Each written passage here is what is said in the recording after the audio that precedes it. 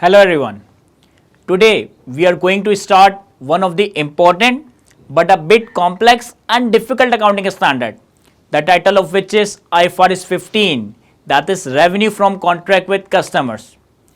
In our today's discussion, we will cover a brief overview of IFRS 15 and we will talk about its objective, its use and its importance in the context of financial reporting.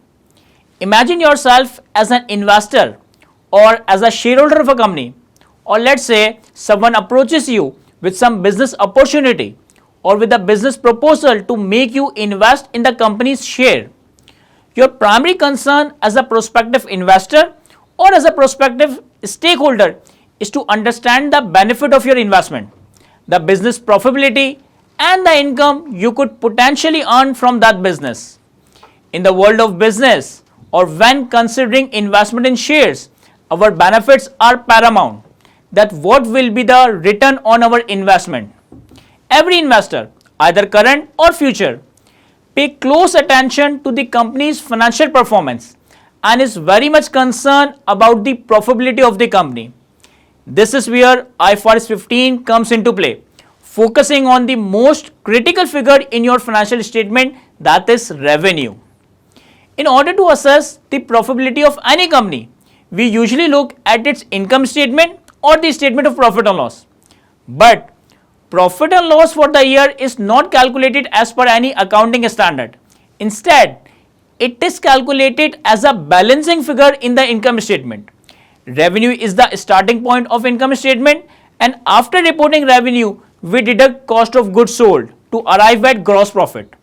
From there, we account for other expenses and other income to determine the annual profit and loss for the year.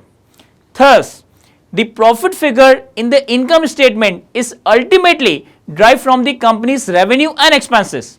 The higher the revenue and the more efficiently company manages its expenses, the better the profit and the better financial performance is presented. That's why IFRS 15 is essential for investors. It ensures that revenue generated from business activities is appropriately accounted for in the financial statement. Now, accounting standard IFRS 15 is not very old accounting standard. It was established in 2014 and its implementation started some year later. Previously, there were more than one accounting standard for revenue recognition. Like we used to have IAS 18 for revenue, we used to have accounting standard IAS 11 for concession contract, and there are multiple IFRS and SICs for clarification on different revenue transaction. In short, revenue requirements were kept at multiple places in different standards, and even there are some conflicting requirements among those standards. So IASB realized that the figure of revenue in income statement is such an important number from the perspective of financial statement and from the perspective of investors. And to recognize this important number, there should be a single accounting standard rather than having multiple accounting standards. And finally, in 2014, the accounting standard of IFRS 15 was launched. Right now, whatever revenue is to be recorded, we have a single accounting standard to record it, and that is IFRS 15, revenue from contract with customers. If we look at the objective of this standard, the objective of IFRS 15 is to establish the principle for reporting useful information to the users of financial statements about the nature, amount, timing and uncertainty of revenue and cash flows arising from a contract with the customer. And following IFRS 15, one of the key figure, that is revenue, will be accounted for and presented in the financial statements. Also, we need to pay close attention to one more thing. This standard caters revenue from contract with customers, and revenue means the income or receipts of a company that comes from the business activities of the company, which is generated from the operating activities of the company. For example, if there is a manufacturing company, revenue is sales generated from selling the manufactured goods. For example, if there is a trading company, revenue is sales generated from selling the inventory of such trading company. For example, if there is a service provider, Revenue is the fee from services offered or provided by such service provider. So, if a company sells its non-current asset, then any gain or loss from disposal of such non-current asset is not presented as revenue. Instead, it is presented as other income or other expense. Similarly, if a company is earning any dividend income against its investment or any interest income against some lending, such dividend or interest would be accounted for as per accounting standard IFRS 9, that is financial instrument. Secondly, IFRS 15 caters revenue from contract that are entered with the customer of a company. Practically speaking, a company or a business can do a lot of transaction, a lot of contract with other people who are the stakeholders but not the customers. For example, a company might exchange goods with other companies in the same line of business to facilitate sales to the customer.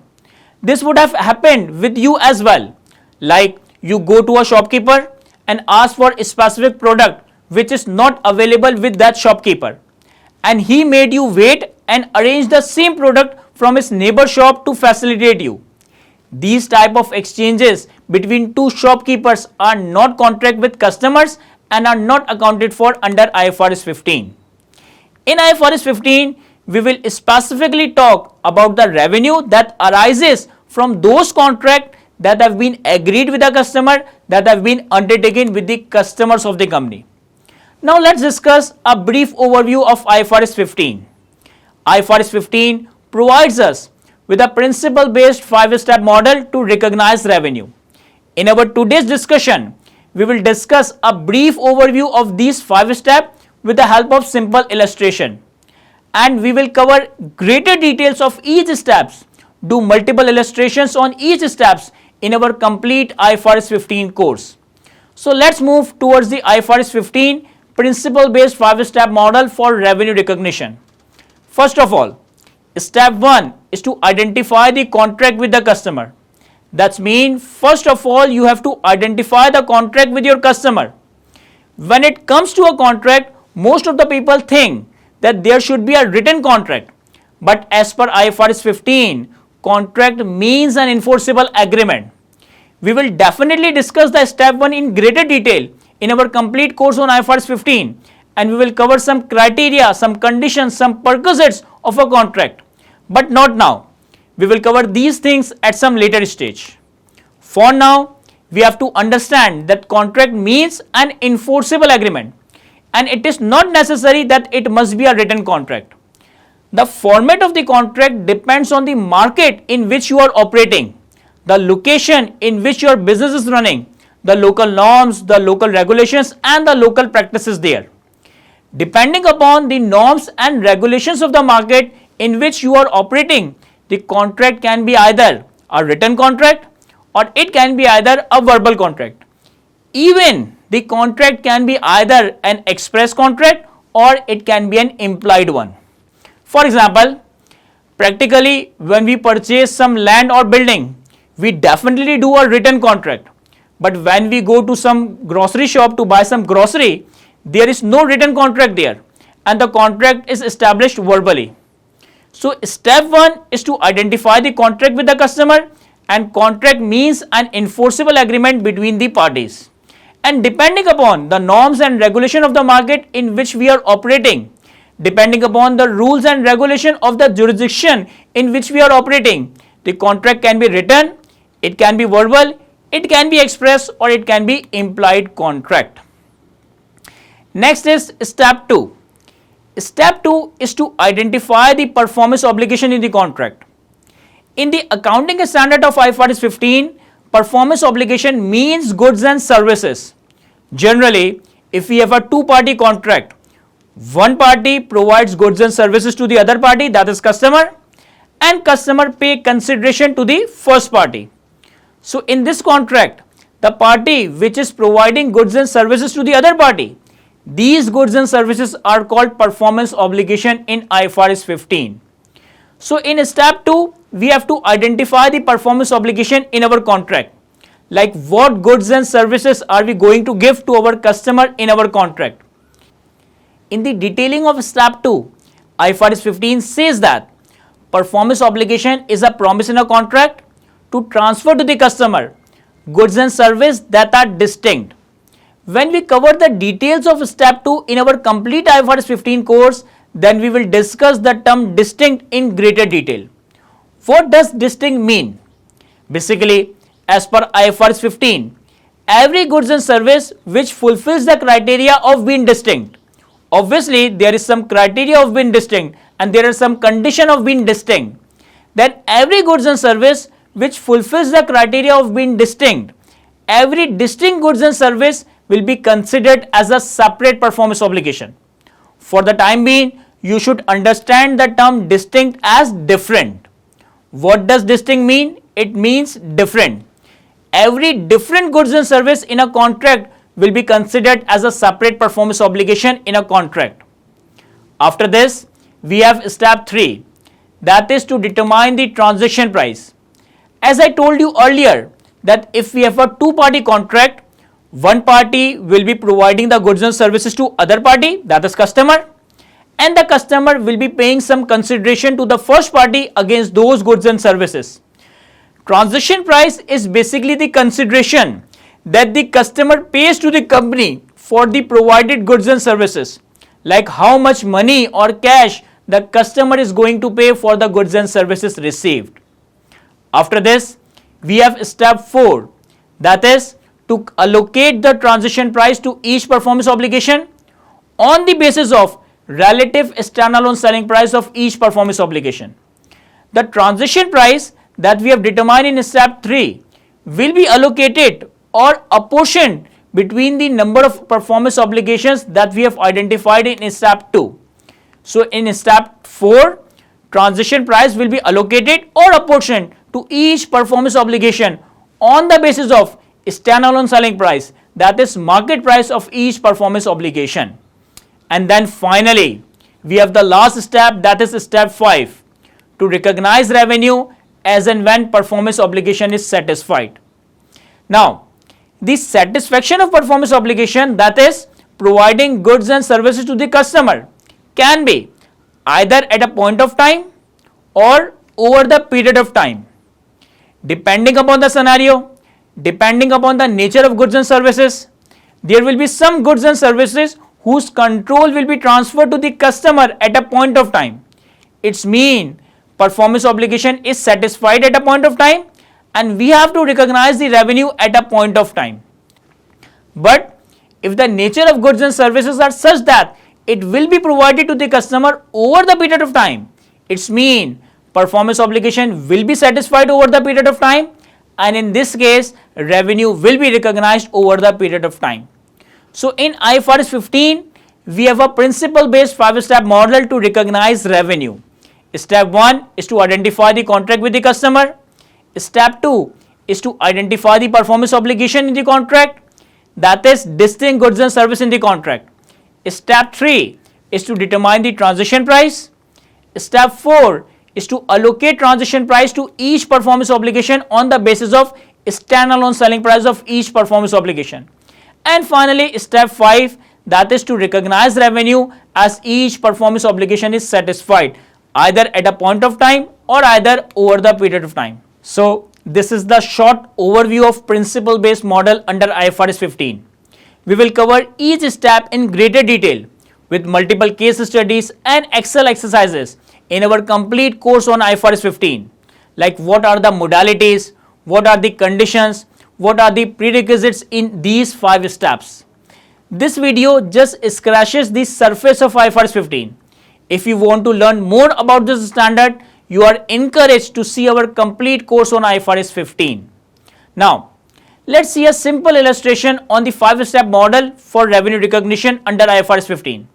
It says, on 1st December 2021, Wait Enterprise receives an order from a customer for computer as well as 12 months of technical support. Wait delivered the computer and transferred its legal title to the customer on the same day. The customer pays $420 upfront for the contract. If sold individually, the selling price of the computer is $300 and the selling price of technical support is $120.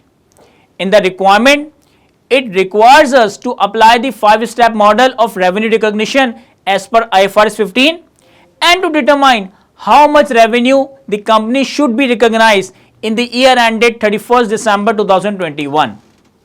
Now, by applying the principle-based 5-step model of IFRS 15, we have to determine how much revenue we have to recognize by 31st December 2021.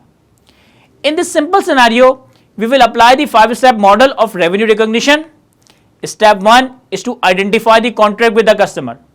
If you see the first line of the illustration, it clearly says that Wade Enterprises receives an order from a customer. So getting an order from the customer is a contract with customer. So step 1 is fulfilled, that is to identify the contract with customer. Now step 2.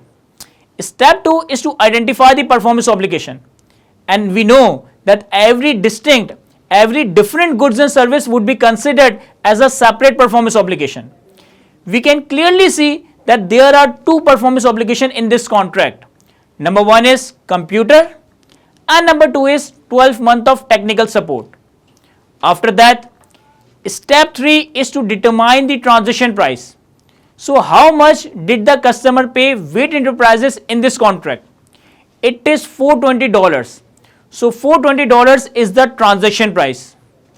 Step 4 is to allocate the transaction price to each performance obligation on the basis of standalone selling price of each performance obligation. Our contract has two performance obligations, computer and 12 months of technical support, and the contract transaction price is $420. We have to allocate this $420 transaction price in both of these performance obligations on the basis of their standalone selling price. So to calculate the allocated portion of transaction price to computer, we have to multiply 420 by 300, that is our computer standalone selling price, and divide it by 300 plus 120, that is the sum of computer and technical support standalone selling price, then we will get 300. Similarly, to calculate allocated portion of transaction price to technical support, transaction price of $420 will be multiplied by 120, that is technical support standalone selling price, and divided by 300 plus 120, that is the sum of computer and technical support standalone selling price, and we will get $120. Now, we have allocated the transaction price of $420 between the computer and the technical support performance obligation into 300 and 120. And finally, we have the last step, that is to recognize revenue as or when performance obligations are satisfied. To understand how performance obligation will be satisfied, we have to understand the nature of goods and services. The legal title of the computer will be transferred to the customer on 1st December. Therefore, allocated transaction price of computer, that is 300, revenue of 300 will be recognized on 1st December. In this scenario, computer is such a performance obligation which is satisfied at a point of time, and since it is satisfied at a point of time, its revenue will be recognized at a point in time. But on the other hand, technical support is such a performance obligation which company has to provide to the customer over the period of 12 months. We have promised the customer the technical support for the next 12 months. It means revenue against the technical support should be recognized over the period of time, over the period of 12 months. To record revenue till year end, 31st December 2021, on 1st December, company has satisfied the performance obligation of computer. Therefore, Wade will recognize revenue of $300 on 1st December. After 1 month, when year end of the company will come, that is 31st December 2021, then out of 12 months, we have provided technical support of 1 month. Therefore, 120 multiplied by 1 divided by 12, and we will be recognizing revenue of 10 against the technical support. So ultimately, till year ended 31st December 2021, we will have recognized revenue of $310, and rest of the revenue against the technical support of remaining 11 months will be recorded in the upcoming year, that is 2022. So till now, in today's discussion, we have discussed the brief overview of 5-step model for revenue recognition under IFRS 15 with the help of a simple illustration. We have covered each step in greater details together with Excel exercises and case studies in our complete course on IFRS 15. I hope I have been able to explain all these things to you. Thank you.